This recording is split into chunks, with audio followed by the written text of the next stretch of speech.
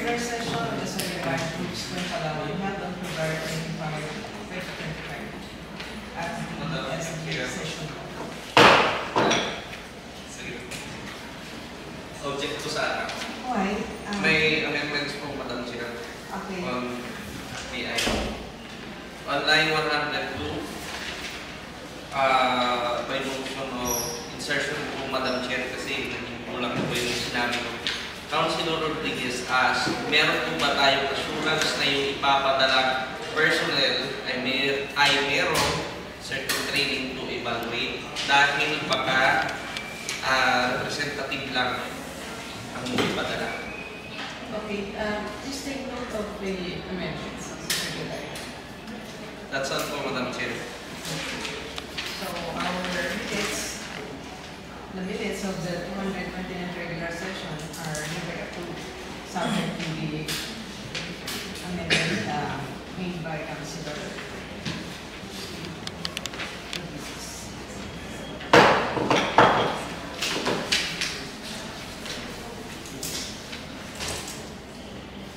Number 5.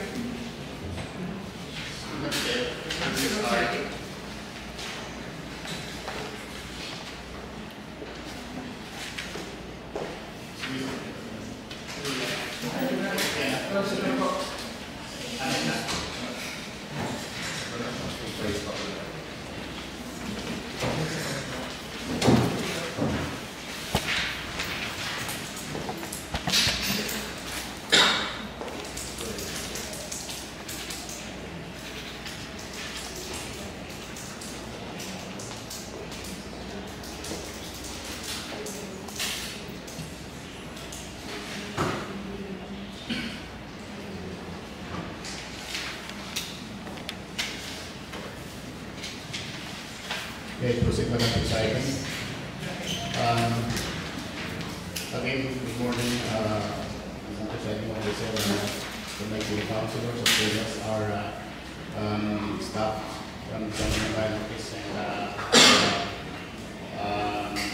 interns. Madam President, Officer, ang aking pong previous speech ay nais ko pong basahin po. Sa kagalang-galang na tagapangulo at ikalawang punong bayan, sa mga kagalang-galang na miyembro ng konsehong ito, at sa lahat ng mga panauhin, isang magandang umaga po ang aking pagratid sa inyo lahat. Ang representasyon nito ay nais ko lamang malaman at malinawan ang patungkol sa kalagayan ng isang proyektong pamimina sa ating bayan, particular ang Mineral Production Sharing Agreement ng Libac Mining Corporation na matatagpuan sa Barangay Ipilan, Brooks Point, Palawan, na sa ating pagkakaalam ay mayroon itong operating agreement sa pagitan ng Kalmia Mining Corporation. Noong mga nakaraang buwan, lamang ng Enero, taong kasalukuyan ay ating napag-alaman sa ilang mga kababayan natin na nakatira sa Sitio Tula-Tula, Barangay Ipilan na di umano ay mayroong mga tauhan ang naturang kumpanya na nagsasagawa ng pagbarina sa lupa o drilling sa mga lupang sakop ng kanilang tinitirahan. At sila po ay nangangamba at nais nilang malaman ang kanilang katayuan sa lugar na bahagi ng kanilang lupaing ninuno. Kaugnay po nito, nais nating hilingin ang kinatawan mula sa kumpanya ng Kalmia Mining Corporation na anyayahan sa susunod na session ng Sangguniang Bayan upang tayo ay mabigyan ng sapat na kaalaman patungkol sa kalagayan ng kanilang proyekto, kung ito ba ay bahagi ng gawaing exploration o bahagi na ng coal mining operation, upang sa ganon ay mabigyan ng sapat na kaalaman ang mga naninirahan sa nasabing lugar. So, yun po, Madam Presiding Officer. Kailangan lang po natin matiyak kasi may mga katanungan na hindi rin po natin mabigyan ng tamang kasagutan. At kung hindi po natin malalaman mula po mismo sa naturang kumpanya. Maraming salamat po. Thank you, Councilor Tulilig. Saan ka po kasi na ng Kalmia? Patay po sa aking pagkakaalaman ng presiding ay dito po malapit sa pisina ng kasalukuyang Bureau of Fire Protection, katabi yung pong bahay na pagmamayari ng kagalang-galang ng Mayor ng Catarasa. Okay. Ayayahan po natin sila sa susunod na session. At ganun din ang Lepak Mining kung meron din kasi ng kusina dito.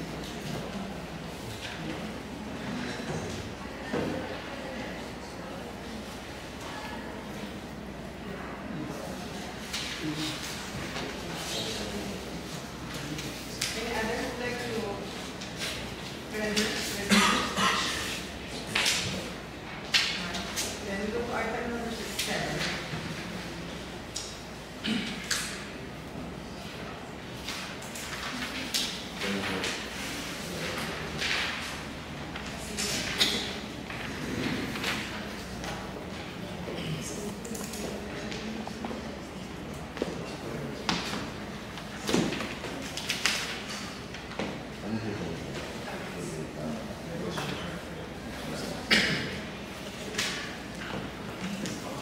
Referrals. Item number 1, a letter from Ms. Cristina Paula Socrates Junicio requesting endorsement letter for the renewal of quarry permit for year 2025 to 2026. Refer to the Committee on Environmental Protection. Item number 2, a letter from Mr. Rino Sendacan requesting Sangguniang Bayan endorsement for Almasiga permit of Nagkakaisang Katutubong Palawan sa Sitio Bayog. Second referral, Committee on Environment. Item number 3, a letter from Municipal Mayor Honorable Cesario R. Benedito Jr.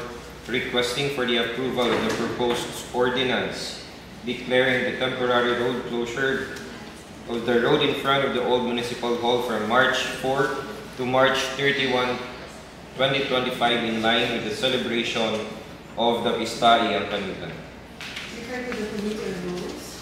Item number 4, a letter from Municipal Mayor Honorable Cesario R. Benedito Jr.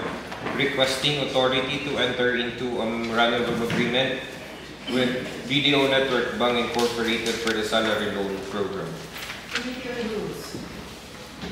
Another, Madam Chair, to the Honorable Presiding Officer and Sangguniang Bayan members, from our Municipal Mayor, greetings of peace and productivity, respectfully endorsing the attached request from Wenceslao A. Quechon as a requirement and securing wildlife special use permit for appropriate action. Committee on Environment. Another, Madam Chair, respectfully requesting the Sangguniang Bayan's consideration of the following requests for appropriate action. 1. A resolution authorizing the local chief executive to enter into a deed of donation with Mr. Rodolfo C. Pegal, a motorized bangka to the local government of Brooks Point, Palawan. Committee on Rules. Second, a resolution authorizing the local chief executive to enter into a deed of donation 15/40 property of Ms. Aina C. Fernando Sitio Rizal, Barangay Mambalot, Brooks Point, Palawan for solar dryer to the local government of Brooks Point, Palawan. Okay, 2 and 3 are referred to the Committee on Rules. Another, Madam Chair, ordinance establishing the Barangay Electrification Program for indigenous peoples residing in the ancestral domain of the municipality of Brooks Point, Palawan, providing its implementation guidelines, funding, and other purposes. Refer to the Committee on Environment.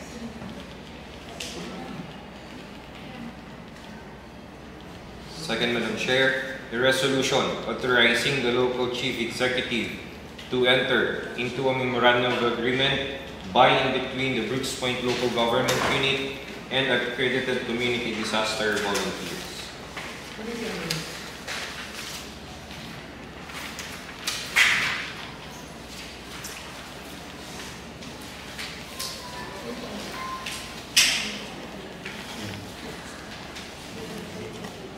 Committee report.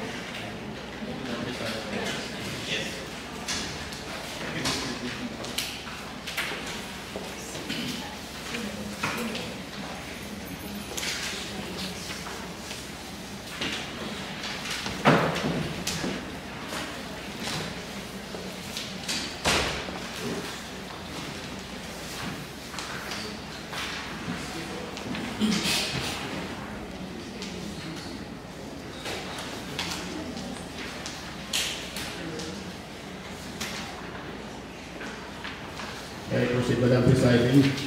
Yes. I have the copy of the committee report from the Committee on Environment and Protection in Natural Resources, Housing and Land Use. I think subject number 1, Madam Presiding, draft ordinance providing guidelines for the regulation of making, transport and sealing of wood timber-based charcoal and prescribe penalties for every stated violation thereof. Subject number 2, letter from Mr. Edgar P. Lacandason, Municipal Administrator, endorsing to review and evaluate the request of MENRO for the adoption of the proposed ordinance, to wit, an ordinance localizing the Water Quality Management Area Board in the Municipality of Brooks Point, Palawan, an ordinance declaring, adopting the World Wildlife Celebration every 3rd of March in the Municipality of Brooks Point, Province of Palawan, appropriating funds, therefore, and for other related purposes. While subject number 3, draft resolution directing the MENRO in partnership with the NDRRMO, PCSD, DNR and NCIP to conduct ground assessment and sustainability analysis, suitability analysis to identify denuded forest areas requiring restoration in Brooks Point, Palawan in accordance with the Provincial Ordinance Number 3160, Series of 2023, Provincial Kapasyahan bilang 17238, Series of 2022, and Municipal Ordinance Number 2024-43, Municipal Forest Landscape Restoration Plan for Brooks Point. Item number, subject number 4, draft resolution directing the MENRO in partnership with the NDRRMO, PCSD, DNR, and NCIP to conduct a joint assessment and identification of critical kaingin areas for relocation and rehabilitation in accordance with Municipal Ordinance 2024-43, Municipal Forest Landscape Restoration Plan for Brooks Point. Subject number 5, letter from Mr. Rodito Islanduan requesting Sangguniang Bayan endorsement for the renewal of Balmasiga permit of Samahan ng mga Palawano sa Amas Brooks Point, Palawan. Number 6, letter from Municipal Mayor Honorable Cesario R. Benedito Jr. forwarding the request of Mr. Tomas E. Ordinario for the reclassification of land from agricultural land to residential land situated at Barangay Pangumilian, Brooks Point, Palawan.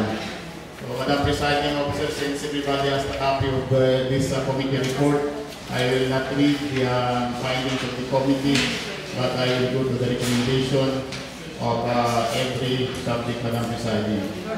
On subject number 1, the recommendation of the committee, the aforementioned committee recommends to conduct another committee meeting with the proponent and key resource persons present. While on subject number 2, the recommendation, the aforementioned committee recommends to conduct another committee meeting with the key resource person and other accrediting agency.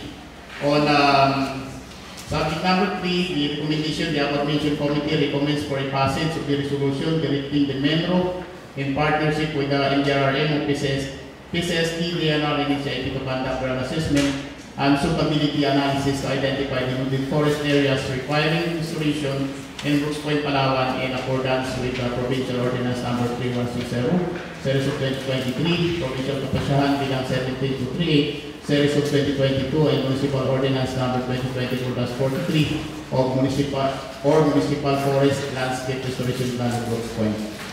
On recommendation on subject number 4, the aforementioned committee recommends for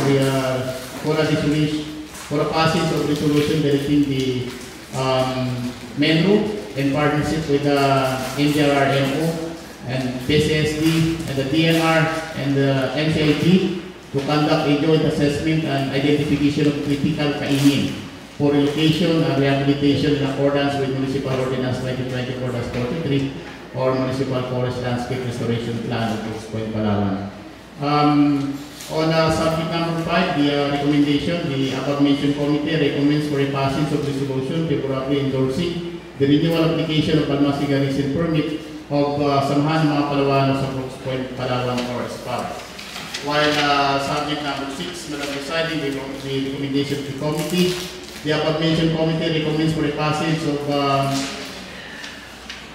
of an ordinance, not resolution, of an ordinance reclassifying an area of 40,447 square meters, more or less as portion of lot number 453, the C PSD .04-038422 with an area of 209,607 square meters of agricultural land owned by Mr. Thomas E. Ordinario under title number PCT T-9933 situated at Barangay Kaumpilan, Brooks Point, Palawan, 2 residential area.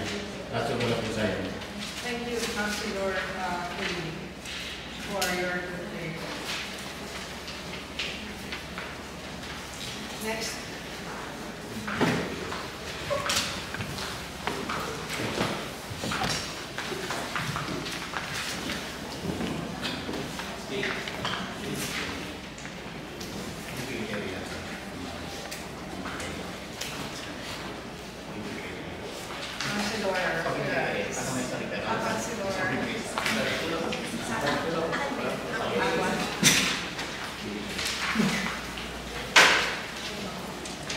Good morning, everyone, and to all of the presiding officer. I am here with the report number 2025-11 from the Committee on Social Services, Women, Children, and Family. Subject, a letter from Municipal Mayor Honorable Cesario Arbelito Jr. requesting for the adoption and approval of a proposed ordinance entitled An Ordinance Establishing a Code for Early Child Care Development through Child Development Services in the Municipality of Brooks Point, Palawan, prescribing guidelines on the operation and accreditation of child development centers, the recruitment, selection, registration, and promotion of child development workers, granting incentives and other benefits to them, providing funds thereof, and for other related purposes. May I proceed to our recommendation, Madam Chair? The above named committee recommends to the August body for approval of this measure for second reading in today's executive session.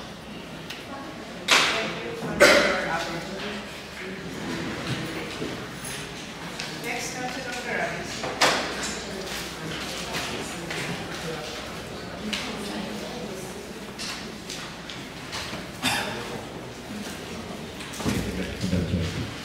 I will submit a request government group on the proposed modification to the IGF resolution number 2024-198.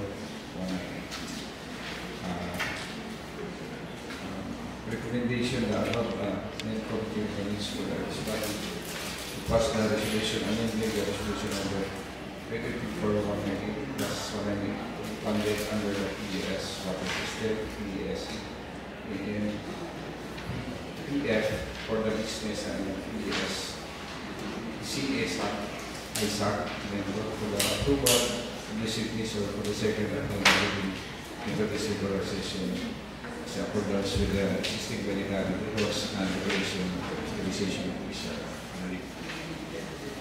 Thank you, Councilor Perez. Any other?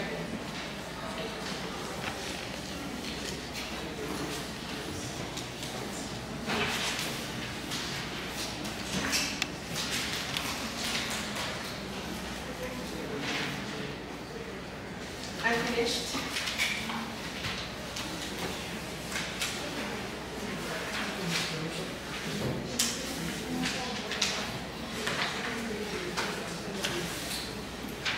Business for the day. Councilor Puli.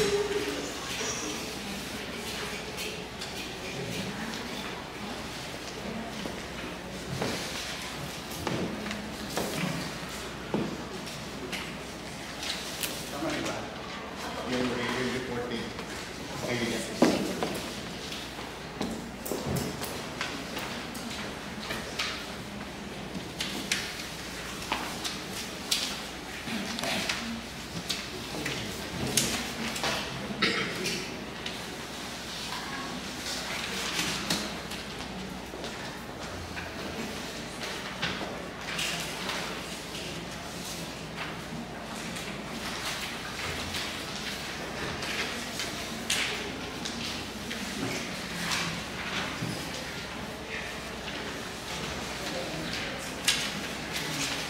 Yeah, Madam Presiding. This, Madam Presiding, in reference to the committee report rendered a while ago to the Committee on Environment and as to the recommendation for the passage of this resolution. Number one, the presiding officer, a resolution directing the Municipal Environment and Natural Resources Office in partnership with Municipal Disaster Risk Reduction and Management Office, Palawan Council for Sustainable Development, Department of Environment and Natural Resources, and the National Commission on Indigenous Peoples to conduct ground assessment and suitability analysis to identify the needed forest areas requiring restoration in Brooks Point in accordance with the Provincial Ordinance Number 3160, Series of 2023, and Provincial Kapasyahan bilang 17-38, Series of 2022, as well as the Municipal Ordinance Number 2024-43, or otherwise known as Municipal Forest Landscape Restoration Plan for Brooks Point.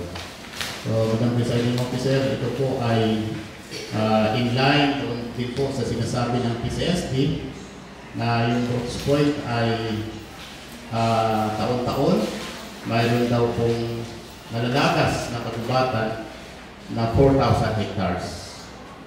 At I'm wondering, Madam Presiding, kasi doon po sa ating pong ACAN zone map, ang sinasabi na yung mga kainin doon from within the Tigaplan watershed area ay nasa 265 lang.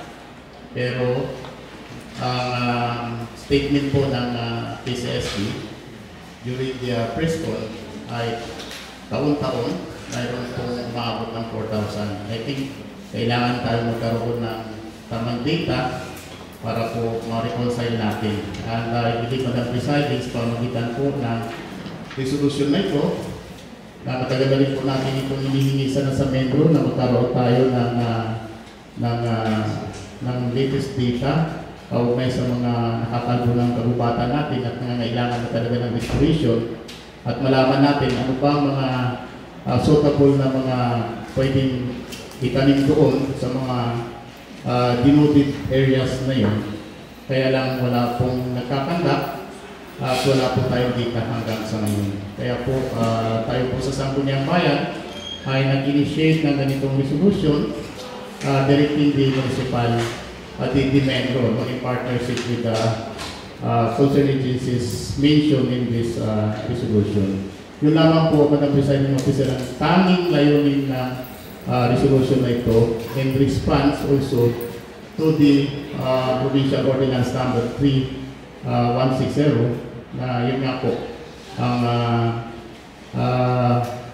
na inuutosan po ang bawat LGU na mag-reforest na mga denoted area. Pero paano po gagawin kung hindi po muna natin ma-identify yung mga denoted area na subject siya for restoration.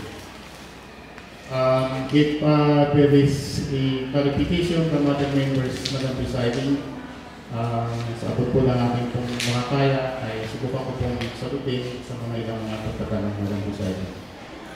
The proponent is now open for interpellation. Any question or clarification with regard to this proposed resolution?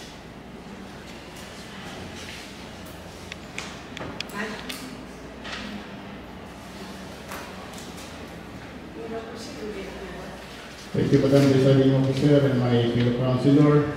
I move that the resolution directing the Municipal Environment and Natural Resources Office in partnership with Municipal Disaster Risk Reduction Management Office, Palawan Council for Sustainable Development, Department of Environment and Natural Resources, and the National Commission on Indigenous Peoples to conduct ground assessment and suitability analysis to identify denuded forest areas requiring restoration in Brooks Point in accordance with Provincial Ordinance Number 3160, Series of 2023, Provincial Kapasyahan bilang 17238, Series of 2022, and Municipal Ordinance number 2024-43 be approved and adopted. Second. Any objection? Hearing none, then this resolution mentioned by Councilor Coligi is hereby moved and adopted in its second and final reading. Thank you, Madam Presiding. Another one, also coming from the recommendation of the committee we rendered a while ago, a resolution directing the Municipal Environment and Natural Resources in partnership with NDRMO, SSD, DNR, and the NCIP to conduct a joint assessment and identification of critical kaingin areas for education and rehabilitation in accordance with Municipal Ordinance 2024-43, otherwise known as Municipal Forest Landscape Restoration Plan of Brooks Point. Madam Presiding Officer, bibigyan ko lamang po ng kunting paliwanag, baka po malito ang aking mga kasamahan. Yung isa po kanina, ang kanyang pinatutungkulan ay pagtukoy po ng mga denuded area na dapat i-restore. Ito naman pong isang resolution na ito ay specifically po ang kanya pong i-address yun pong mga kaingin ng mga kapatid na mga katutubo o kahit hindi po mga katutubo na nasa critical na area. Dahil po nababanggit din po sa maraming mga forum, ang isa sa main cause ng ating pong pagkakaroon ng denuded areas at pagkakaputol ng mga puno at pagkasira ng ating pong watershed ay itong mga kaingin na allegedly ay mga katutubo. We understand ng presiding na pagkakaingin po ay bahagi ng kultura ng mga katutubo na kinikilala sa ilalim ng Republic Act 371, but also I believe, kahit ako po ay katutubo, ay kailangan na rin pong ilugar yung mga pagkakaingin. Hindi po natin ipo-prohibit, hindi po natin babawan ng pagkakaingin, pero ilulugar lamang po natin kung saan dapat. At ito pong mga action na ito ay hindi po magagawa ng lokal na pamahalaan kung hindi po tayo magkakaroon ng data. Alin bang mga kaingin ang may tuturing na kritikal? Sino po ba may-ari ng mga kaingin ng ituturing na kritikal? At kung kritikal yun, ano po bang gagawin? I-relocate po ba natin? Saan po ang mga pwedeng relocation area ng kanilang kaingin? At ano po ba ang gagawin doon sa kanilang kaingin na iniwanan? Ano ang intervention natin doon para po ma-reforest? So, yun po, Madam Presiding Officer, ang pinatutungkulan ng resolution na ito. Any question or clarification with regard to this resolution, proposed resolution? The proponent is ready for interpellation. None? And proceed with the approval. Thank you, Madam Presiding Officer. My fellow councilor, I move that the resolution directing the Municipal Environment and Natural Resources Office in partnership with Municipal Disaster Risk Reduction Management Office, Palawan Council for Sustainable Development, the National Commission on Indigenous People, to conduct a joint assessment and identification of critical kaingin areas for relocation and rehabilitation in accordance with Municipal Ordinance 2024-43, otherwise known as Municipal Forest Landscape Restoration Plan of Brooks Point, Palawan, and the relevant laws be approved and adopted. Any objection? Hearing none. Then that resolution stated by Councilor Coligi is hereby approved and adopted in its second and final reading. Thank you, Madam Presiding. Another one, a resolution favorably endorsing the renewal application of Almasiga recent permit of samahan ng mga Kalawano sa Amas Brooks Point or SPBP. So, Madam Presiding Officer, ito pong Almasiga recent permit ay renewal na lang po siya tulad ng binabanggit ko dito sapagkat ito pong SPBP ay isa pong Indigenous Peoples Organization na nagawaran po ng Almasiga recent permit under license number DNR-Mimarupa-2022-001. And also the SPABP, Madam Presiding Officer, ay samahan po ito na binuo ng mga katutubong Palawan ng Barangay Sarasa, Amas at Tugtog. Any question? Clarification? None? Thank you. Proceed with the approval. Thank you. I move that the resolution favorably endorsing the renewal application of Almasiga Resale Permit o samahan ng mga Palawan sa Amas Brooks Bay, Palawan be approved and adopted. Any objection? Hearing none, then we approve this resolution endorsing the renewal application of Almasiga Resale Permit o samahan ng mga Palawan sa Amas Brooks Bay.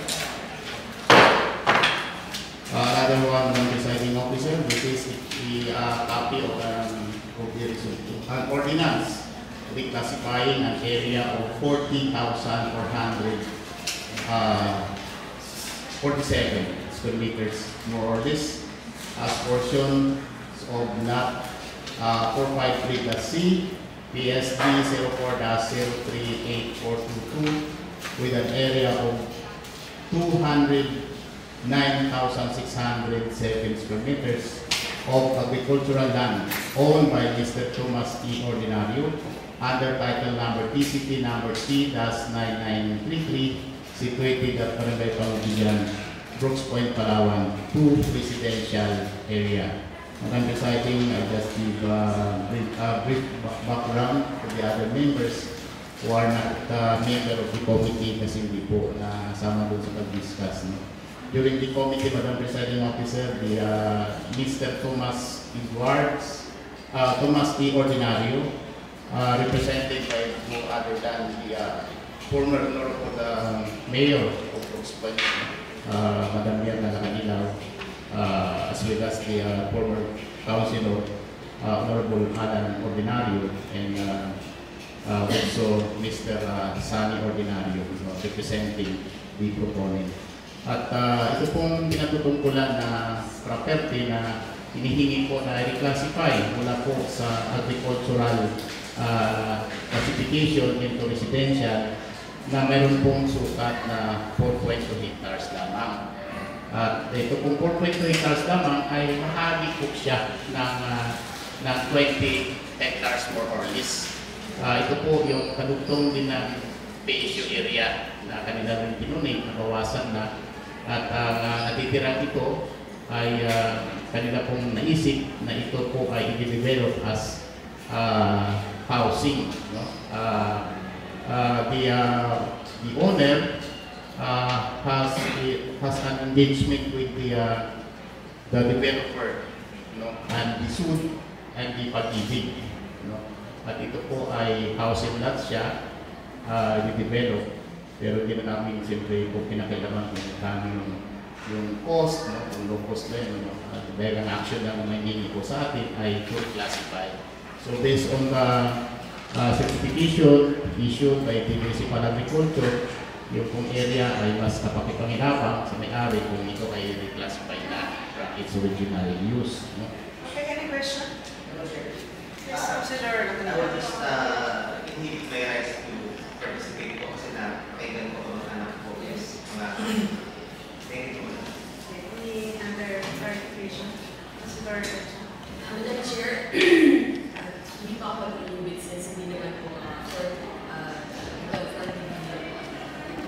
and wala pa akong conflict of interest, but would like to manifest po masasalamat sa pamilya po ng ating konsehal ng Manila sa maraming pagkakataon po na binigay sa ating mga kababayan na magkaroon po ng kahit na maliliit na lupa o propriedad. Kasi hindi po sila po tayo ng ganyan. Marami po sa atin na mahirapan yung mga natitira. At lalo-lalo na sa mga low-cost housing po na katulad po ng Any other clarification or question? Wala na. Please proceed with the approval.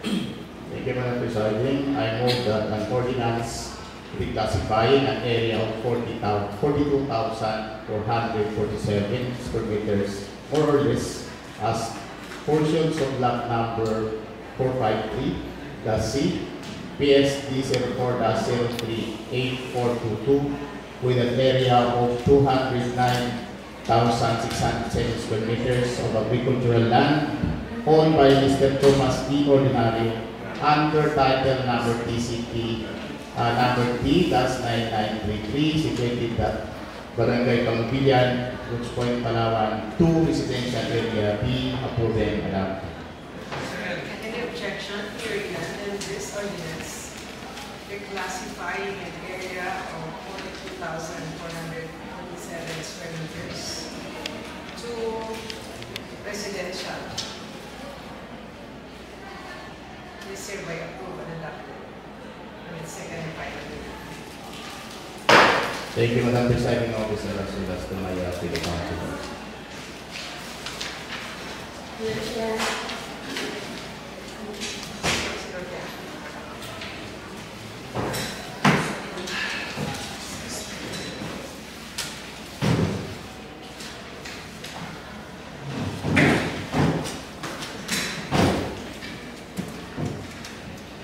Pleasant morning to my colleagues and to our presiding officer and to our staff and interns. The first measure is being requested by our local civil executive certified as urgent the temporary closure of the road in front of the old municipal hall from March 4 to March 31 in line with the celebration of the Pistay ng Tandugan. This representation is the proponent is now ready for interpretation. No more interpolation. I move for the approval of an ordinance declaring the temporary road closure of the road in front of the old municipal hall from March 4 to March 31, 2005 in line with the celebration of the Pista T. Ang Tanyogan. I so move the motion. Any objection? Hearing none. And this proposed ordinance declaring the temporary road closure in front of the municipal hall from March 4 to March 31, 2025 in line with the celebration of the Pistay ng Tandugan. This hereby approved and adopted in its second and final reading. Another, Madam Chair, is an omnibus motion for urgency for the legislative authority being requested by our local chief executive. First is for the by and between Brooks Point local government unit and accredited community disaster volunteers. The three others are for the deed of donation for a motorized banca, and the other two is for donation of 15 by 40 real property, Madam Chair, for solar dryer. Omnibus motion for 4 measures, Madam Chair. 4 measures or 3 measures? 4 measures, Madam Chair. Urgency. Deed of donation for the Motorized banca. and then 2 deed of donation for solar dryer. Yes, Madam Chair. And Isa. the other one is a memorandum of legislative authority to enter into memorandum of agreement by between Brooks Point local government unit and accredited community disaster volunteers.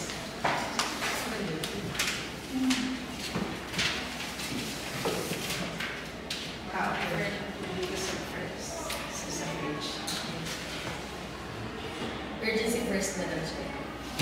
Okay, sir, your request for urgency. Your request for urgency is granted. First measure, Madam Chair, is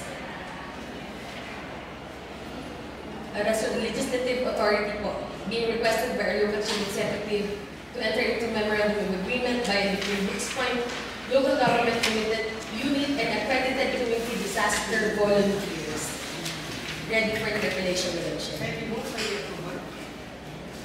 I move for the approval of a resolution authorizing the local chief executive to enter into a memorandum of agreement by and between the Brooks Point local government unit and accredited community disaster volunteers. Any objection? Hearing none, then this resolution granting authority to the local chief executive to enter into a MOA with Brooks Point local government unit and accredited community disaster volunteers is hereby approved and adopted in the second and final reading. The 3 others, Madam Chair, I move for an omnibus motion for the adoption of a resolution authorizing authorizing the local chief executive to enter into deed of donations with Rodolfo C. Pega, Aina C. Fernando, Mildred E. Pepanya, respectively, Madam Chair. Thank you for interpretation. Any objection? Hearing none, then Wala pa po, Madam Chair. can you move for the approval of Interpretation po. no more interrelation? Can you move for the approval of the authority of the local chief executive? I move for to a deed of donation concerning this three properties. I move for an omnibus motion for the approval of a resolution authorizing the local chief executive to enter into a deed of donation with Rodolfo C. Pega of a motorized bank plaque to the local government of Brooks Point. A resolution authorizing the local chief executive to enter into a deed of donation of 15 by 40 property of Ms. Aina C. Fernando of Sitio Rizal, Barangay Mambalot, Brooks Point, Palawan for solar dryer to the local government of Brooks Point, and a resolution authorizing the local chief executive to enter into a deed of donation of 20 by 40 property of Ms. Mildred E. Pepanya of Sitio Daladio, Barangay Barong-Barong, Brooks Point, Palawan for solar dryer to the local government of Brooks Point, Palawan. Any objection? Hearing none, then the authority of the local chief executive to enter into a deed of donation with Mr. Pega. Another deed of donation with Ms. Aina C. Fernando, and another resolution of authority for the local chief executive to enter into a deed of donation with Ms. Mildred Pepanya are hereby approved and adopted with second and final. Madam Chair, Madam Chair, Tulito is this a resolution expressing heartfelt gratitude for those donors, Madam Chair. So, Producer, ano pong resolution? Yes, Madam Chair. Isang request na lang din po. For urgency, Madam Chair. Okay, so there's a request for urgency that we issue a resolution for the $3 for Mr. Pega, for Ms. Aina Fernando, for Ms. Mildred Pepanya concerning their donation to the local chief, to the local government of Brooks Point, herein represented by our local chief executive. Your request? I so move, Madam Chair. Unanimously approved. Thank you, Madam Chair.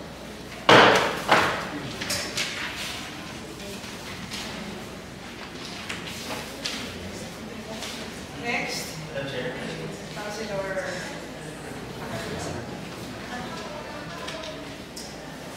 Thank you, Madam Chair. Madam Chair, first off, I would like to apologize po. Noong January 28 pa po ito, hindi lang natayuan. This is the draft resolution po ng increase ng monthly incentive po ng PLEM. Opo, na-discuss na rin po namin ito nung nakaraan, January 28, kung matatandaan po rin. Yes po. A draft resolution po from the People's Law Enforcement Board for the monthly incentive po ng Plan for the Malasata at Brooks Point in recognition for the critical role in promoting the accountability and ensuring the welfare of the citizens. Noong January 28 po, napaito po ito. Actually, So how much is the increase? 1,000 pesos po. And So 1,000 to 2,000. 2,000 po naging 3,000 po. It hasn't remained unchanged for 11 years. Kaya po, inano po ito. So from 1,000 to 3,000. Opo. Naano po kasi sa supplemental na po pala ito. So hindi po na tayo kasi. So baka So magtatama. the calendar that for third reading, Yes po, sana po. regular session. Thank you. Councilor Perales? Madam Chair, kasi parang ko secretary. Wala na ako na sa rin. Yes po. I think that The date pa na wala ko alas na Yan nga po. Madam Chair, a resolution of the proposed projects for the Office of the Municipal Environment Agencies is funded under the PES Water System, PES Business and as well in the amount of 8 million as approved by the municipal government, municipal bill for the existing service and water system concept for the municipal purpose. So ito lang po yung minimum requirement. Any question or clarification with regard to the resolution being proposed by Councilor Ferraris? Pardon, Madam Chair. It's about the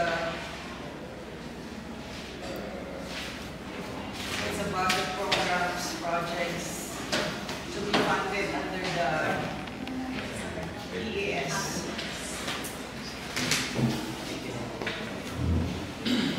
Water system, the amount of 8 million pesos. Madam Presiding. Yes, Madam Presiding, I remember, yan po ay meron na tayong in-approve noon, pero hindi kanya yung amount. Hindi na isama yung iba payments, collective, no? Parang kamali, parang yan po ba yung isa na una, no? So dito po, pagkakaintindi ko, parang nire-request to modify yung caption ng title ng resolution previously kasi po mayroon pong ipinasok na panibagong amount na collected from the PES na kailangan ma-utilize. Yun po ang ating pagkakaintindi. Madam Chair. Councilor Catson. Madam Chair, in support of the Chairman of the Committee on Finance, nagkandak po kami ng committee. Ang problema lang po dyan ay hindi lang nag-isama doon sa caption yung kasi parang nag-appear doon na galing lang sa PES sa water system while the amount po came from doon sa iba't ibang podo. Okay, so ano lang dito ay modify lang yung title. Yes, Madam Chair. Madam Any other Presiding. clarification, Councilor? Yes, Madam Presiding. So as to the PPE listed for purposely for the utilization of that payment ay hindi naman binago. Well, yung mga PPE. Ang PPS, yung mga projects at corruption pa rin po. Thank you, Madam Presiding. Okay. Any other clarification?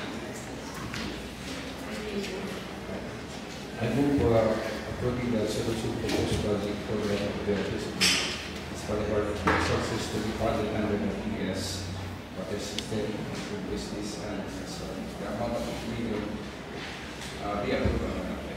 Second. Any objection? Hearing none, and this resolution approving the proposed project and programs of the Office of the Municipal Environment and Natural Resources to be funded under the payment of ecosystem services, water system in the amount of 8 million pesos as approved by the Municipal Payment for Ecosystem Services Board and Water System Management Council of the Municipality of Houston, Palawan is hereby approved and adopted in its second and final reading. The next, Councilor Abon.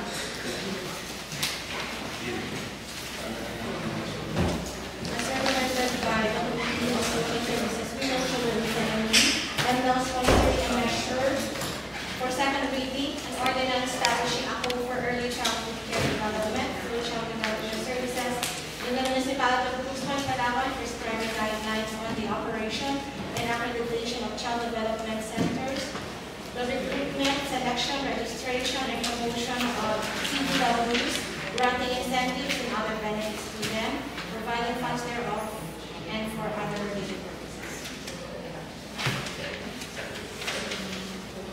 Any clarification or question with regard to Madam Chair, since that is an administration measure, Madam Chair, I request the proponent to kindly move for the approval. And can you explain that naman? Can you move for the approval? I move for the approval and adoption of an ordinance establishing a code for early childhood care development through child development service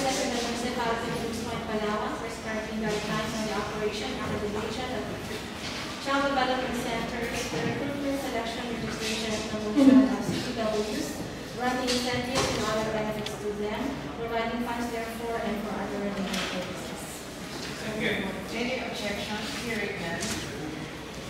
Then, we hereby adopt and approve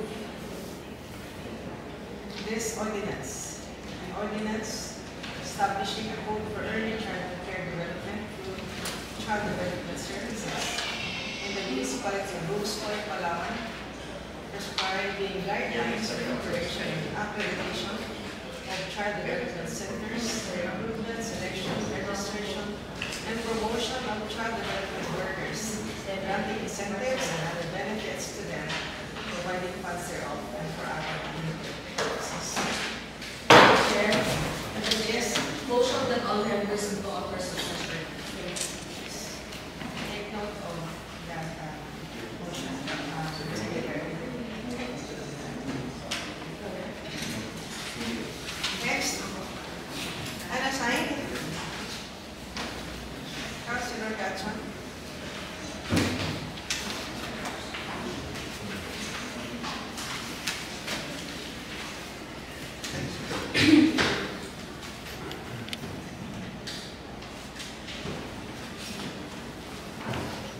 Madam Chair, a measure being requested by a local chief executive for an authority to enter into a memorandum of agreement by and between the Brooks Point Local Government Union and BDO Network Bank for salary loan program. And since our employees are waiting for this approval, Madam Chair, I move for its urgency. So there's a request for urgency concerning this measure. Any objection? None. Your request for urgency is granted. I move for the adoption of a resolution authorizing the local chief executive to enter into a memorandum of agreement by and between the Brooks Point Local Government Unit and BDO Network Bank Incorporated for the salary loan program. And the good councilor from Pangbilian, Councilor Bong Ferraris, my chairman of the Committee on Finance, be the co-sponsor of the chair. Any objection? Hearing none, then the authority of the municipal mayor to enter into a MOA with BDO Network Bank Incorporated for salary loan program. Yes, hereby approved and adopted on its second and final reading. Thank you very much, Madam Chair. Next, unassigned. No more. Then we go to resolutions and ordinances for third reading. Ordinance number one. Number one. Ordinance. Ordinance number 2025-009. Ordinance creating a safe space for the adolescents of the municipality of Brooks Point, Palawan through the establishment of Brooks Point Youth Empowerment Hub as the teen center of the municipality.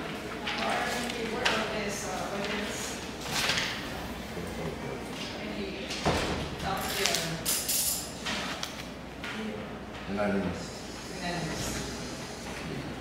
So this ordinance creating a safe space for the adolescents of the municipality of Brooks Point, Palawan through the establishment of Brooks Point Empowerment Hub as the teen center of the municipality is hereby approved unanimously by this office body in its third and final reading. Ordinance number 2025-010, entitled an ordinance prohibiting the entry, making, using, and carrying any forms of contraband inside BJMP manned jail facilities in the municipality of Brooks Point and providing penalties for violation thereof, sponsored by Councilor Georgeline Joy O. Kitchon. Those who are in favor of this ordinance, please raise your right hand.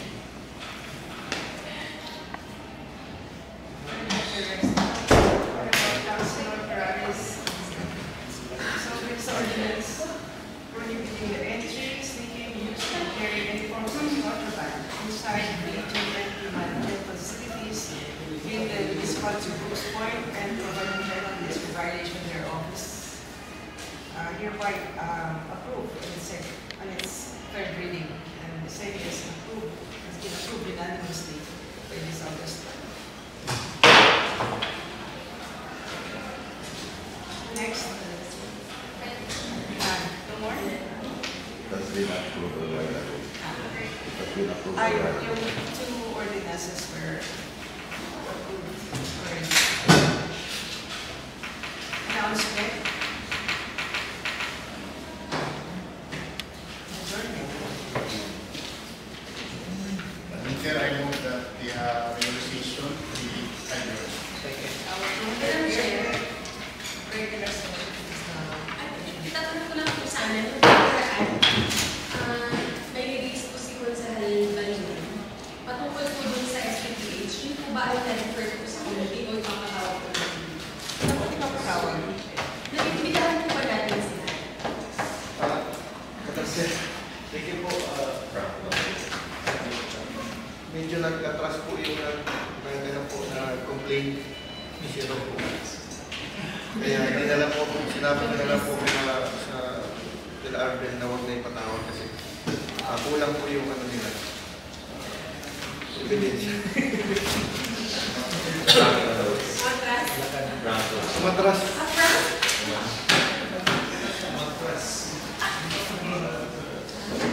Our regular session is now officially